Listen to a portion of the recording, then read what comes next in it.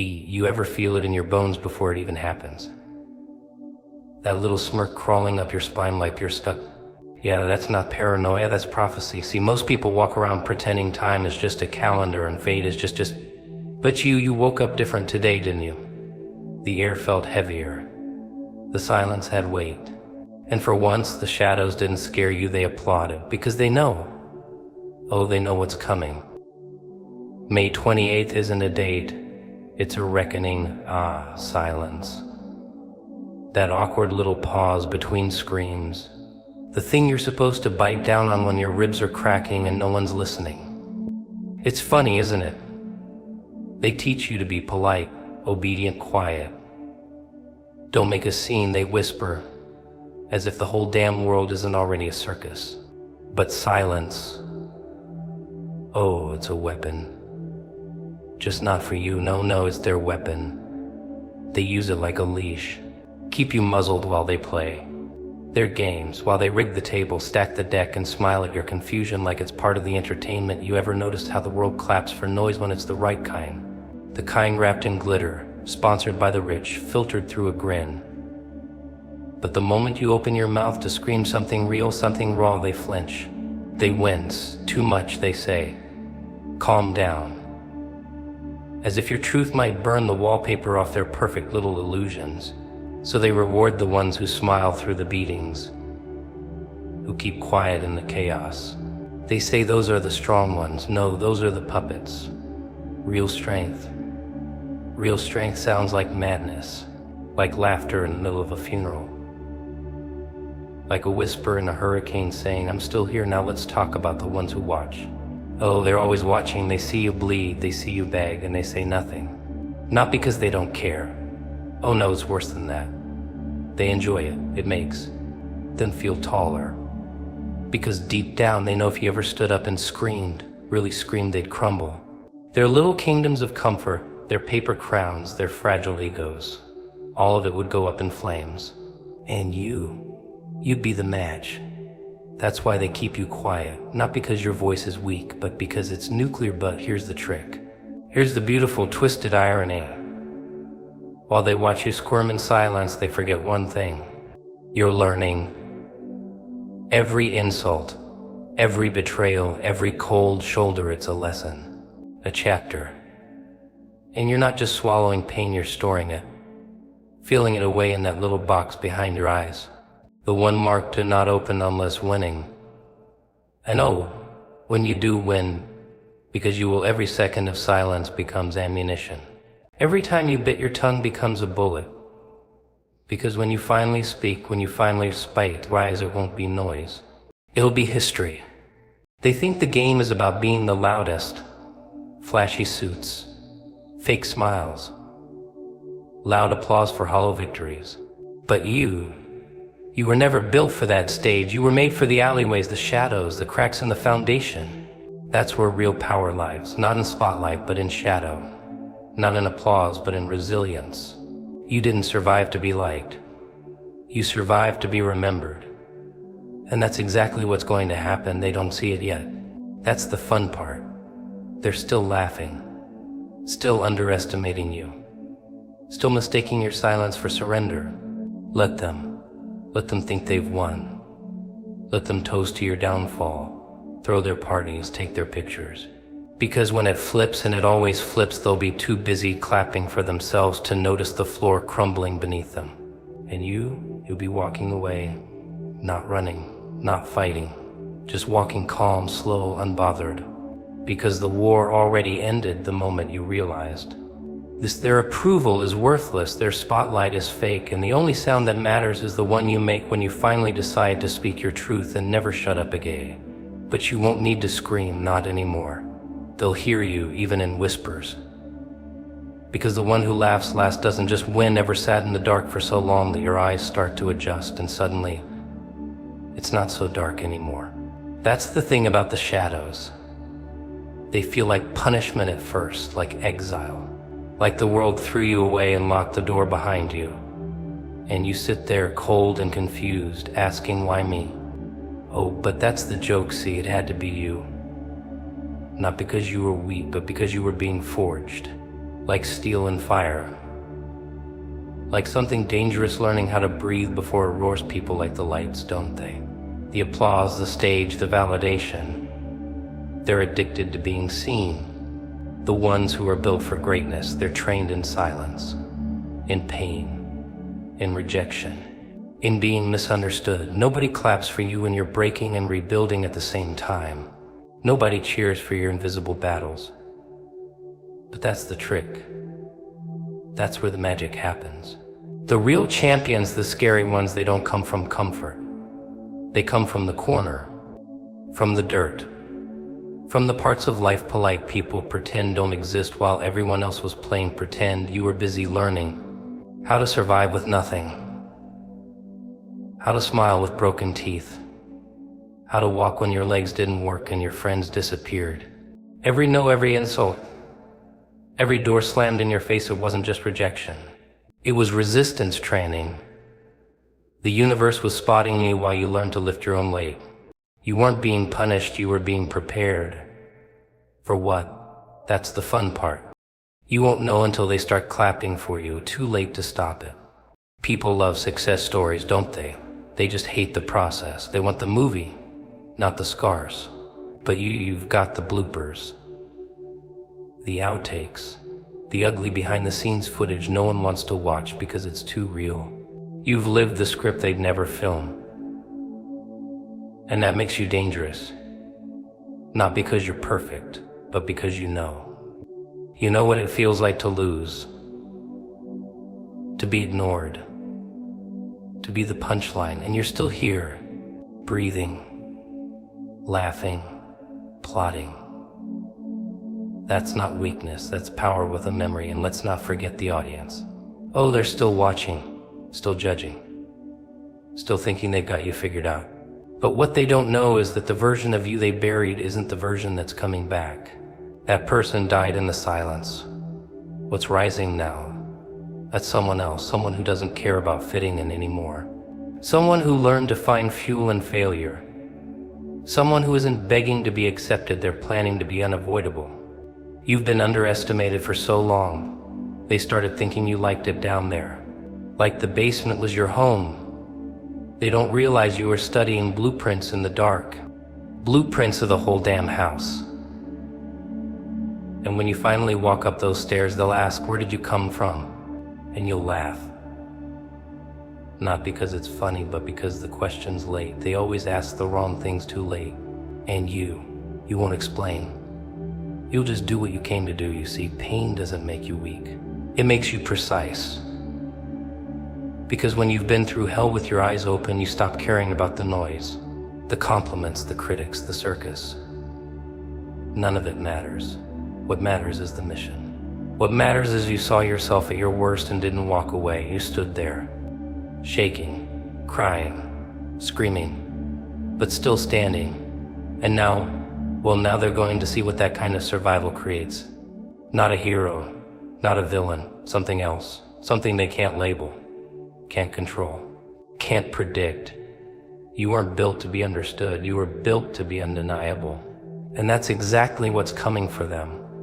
The person who learned how to win in the dark. The one who was tested with everything but still said, is that all you've got? That's the version that gets remembered. That's the one who turns silence into a weapon and pain into a performance no one can ignore. That's the version they never saw coming because they weren't looking in the dark long enough to recognize what was blooming down there in the ashes with a grin out. A fire in its chest waiting for the curtain to rise without needing anyone's permission to set the whole stage on fire. You know what's funny? People always say trust the process, like it's some kind of warm, fuzzy path through a field of daisies. Oh sure, just trust the process right up until it chews your limbs off and spits out your dreams one by one. The process doesn't come with a manual. It comes with bruises. It comes with late nights and fake smiles and questions no one's brave enough to answer. And you're still here, which means you've seen it. You've felt the sting of believing in something that no one else could see. You've watched the clock mock you. Watched the world hand out rewards like candy to clowns who never earned a damn thing. That's the real process, isn't it? It's not motivational posters and tidy little quotes. It's chaos. It's staring at a wall wondering if you're wasting your time, your talent, your life. It's putting in the work and getting nothing back, over and over. The grind doesn't love you. It doesn't care. It doesn't say thank you. It just takes. But you keep giving. Why? That's the punchline. Even when you wanted to quit, you didn't. Even when they laughed, you didn't stop. And now something inside you is shifting. Oh, you feel it, don't you? It starts subtle, like a whisper in the middle of all that noise. A crack in the concrete, a flicker behind your eyes. That's the part they can't understand. They see your moves, but they don't see what's powering them. They don't hear the voices you had to silence. They don't see the nights you died a little and woke up anyway. The days you carried yourself like a corpse in a suit because the dream was the only thing keeping your heart from completely checking out. But now that storm you've been trapped in, it's changing. Not stopping, no, that would be too easy. It's twisting, turning, giving you traction. You've been learning how to drive in the rain where they were waiting for sunshine. That's the difference.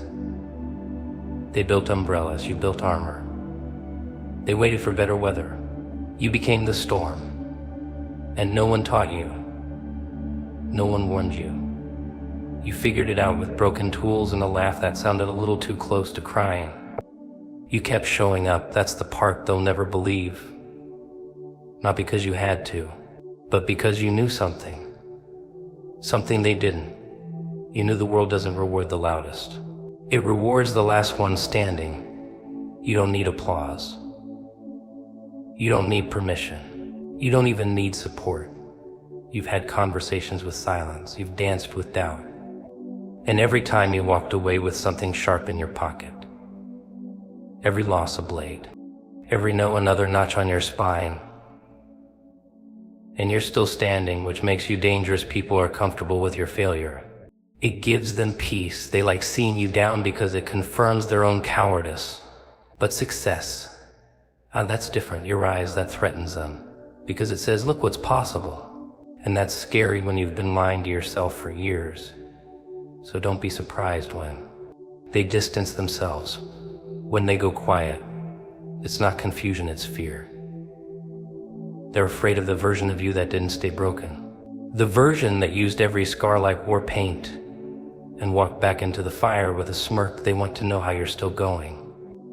They want to know how someone who should have quit 100 times kept walking. But they'll never ask, because asking means facing themselves.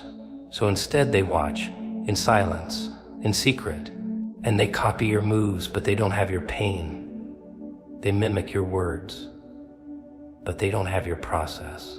That's why they'll never last, because this wasn't handed to you. You bled for it. You earned every step, every inch, every breath, and now every move you make is different. Every step echoes, because it's not just you walking anymore. You're dragging your past behind you like a chain, wearing it like a crown. That's why they stare. That's why they whisper. They feel it before they see it. That pressure, that shift, that unspoken truth that something has changed, that someone who was supposed to be done isn't. That someone who should have been forgotten isn't playing by the rules anymore. That someone who was built in the dark is about to take everything without asking for it. You ever notice how people pretend they don't hear the alarms?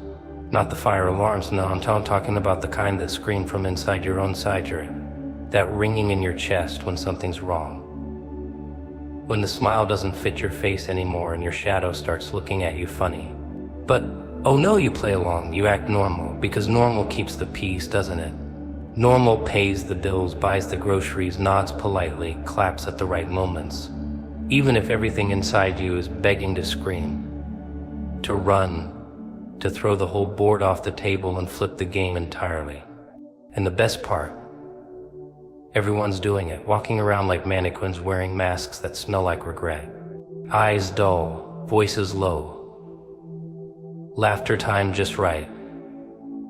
Like they rehearsed their own lives and forgot who they were before the script was handed out. They cling to routine like a life raft, praying the waves won't notice they can't swim. But they know, deep down they know, something's off, something's about to crack. Something is already cracking.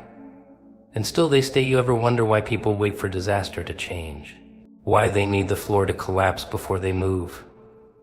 It's because they've been taught that safety means staying, that loyalty means silence, that comfort is more valuable than truth, and that lie, that little poisonous lullaby, it keeps you tied to a chair while the fire eats the room around you.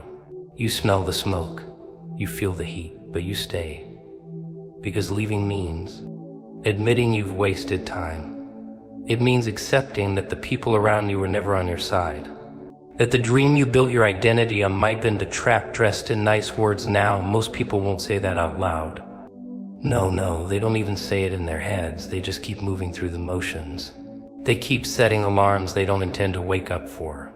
They keep hugging people who drain them, keep smiling at snakes, keep watering dead things and calling it hope. But you started hearing the cracks, the rattle in the ceiling, the hum in your bones that says this is not it. And it haunts you, not in the spooky ghost story way, no, in the quiet way, in the kind of way that makes your favorite food taste like dust, makes your favorite song sound wrong, makes the mirror start to show a version of you that looks less and less like you every day. People say change is scary. What they really mean is facing the truth is terrifying. It means confronting the fact that you might have spent years building on sand. That the people who clapped for you were really just keeping you close to make sure you never outgrew them. That love, real love, should never feel like a leash. But they dressed it up so pretty, didn't they? With promises and plans and pictures on walls that you stare at more than you should. Pictures of people who are no longer here, or maybe they are, but only in flesh, not in soul. And still you hesitate. Because the door is open, but you've been taught to ask for permission before you leave. You've been taught that you need a reason, that walking away is weakness, that burning bridges means you'll freeze alone. So you sit, cold anyway, waiting for a sign, waiting for the courage, waiting for something outside yourself to do what your insides have been screaming for all along. But here's the twist, the only sign you'll ever get. It's you, that ache in your chest. That pulse that speeds up when you're around certain people. That silence that feels louder than screams. That's not coincidence. That's your soul pounding on the walls, begging you to choose yourself before it's too late. Because time doesn't wait for your clarity.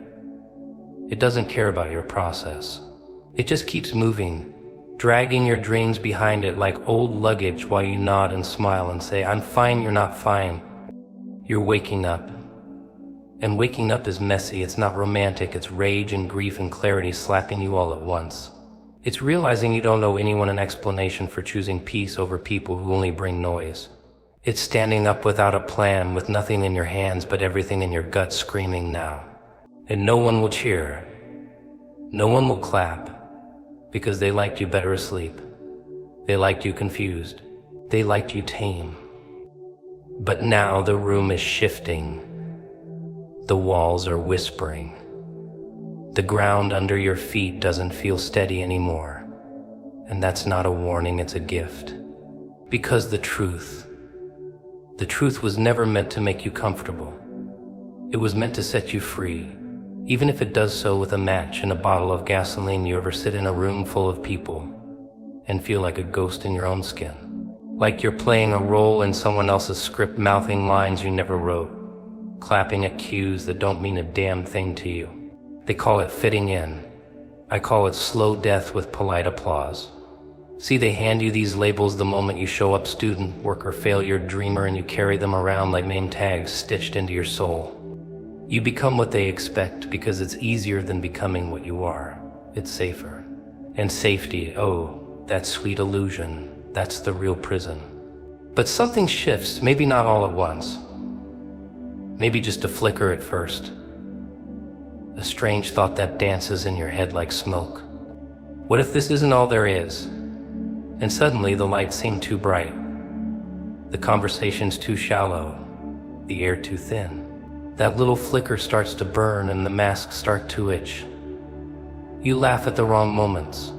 You say things they weren't ready to hear. and they look at you like you've grown a second head. But that's just the first sign you're waking up. You ever see a caged animal? Forget it's in a cage. It paces sure. It eats when they feed it. It sleeps when the lights go out.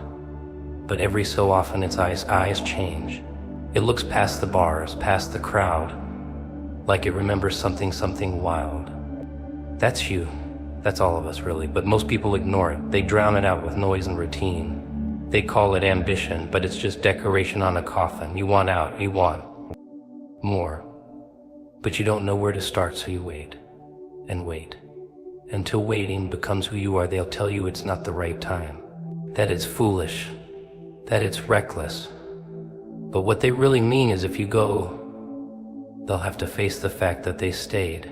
If you rise, their excuses lose their power. So they dress up their fear as wisdom. They offer advice dipped in poison. And you nod like it makes sense, even though your bones are screaming. You quiet the riot inside for the sake of peace outside, not realizing that silence doesn't mean serenity. Sometimes it means surrender, and what's worse, they smile when you shrink. They cheer when you settle. They love you the most when you're the furthest from yourself. Because real you is a threat. Real you doesn't ask for permission. Real you burns too bright, speaks too loud, dreams too big. And if you dare to bring that version of you into the world, oh, they'll call it arrogance, insanity, delusion. But it's none of those things. It's truth, raw and roaring. And truth doesn't wear a suit and tie. It comes barefoot, covered in dirt, howling through your ribs like a storm. You ever notice how people only love you when you play their game? Smile here, sit there, nod now. But step out of line, ask too many questions, cry in public, laugh too loud, quit the job, leave the relationship, and suddenly, you're the villain. Not because you're wrong, but because you remind them what freedom looks like. And they can't stand the mirror you become, so what do? You stand there between the life you've outgrown and the unknown you can't yet see. You feel the weight of every voice telling you to stay, but your soul is already gone. It left the building. It's out there waiting, pulling you by the heart like a magnet. And every day you pretend not to feel, that you rot a little more, not physically. No, your smile still works, your clothes still fit. But something deeper withers, something vital, something real. They'll say you've changed. And you'll want to explain, to soften the edges, to make them understand. Don't. Let them sit in their confusion. Let them wrestle with a version of you that no longer fits in their story. Because the moment you try to shrink back to what they remember, you betray everything you've become. And for what? Their approval. Their comfort. That's a price too high for a soul too rare. You ever feel that tug in your chest like something's coming? Not fear, not anxiety. Something bigger, like destiny knocking in the middle of the night, pounding at your ribcage like it's got a debt to collect. You can't sleep it off. You can't pray it away. It wants action. It wants risk. It wants you on fire with purpose, not numbed by routine. And if you don't answer, it doesn't leave, it haunts. It lingers in your dreams, in your conversations, in the way you can't quite look yourself in the eye anymore. They'll say you're being dramatic. That's the funny part, because to them this is just a moment. But to you, this is the shift. This is the second before the leap. The inhale before the scream. The spark before the blaze. And while they laugh, while they sleep, while they sit in rooms that smell like regret, you'll feel it again. That heartbeat. That whisper. That strange little voice that says now, right now. Or never.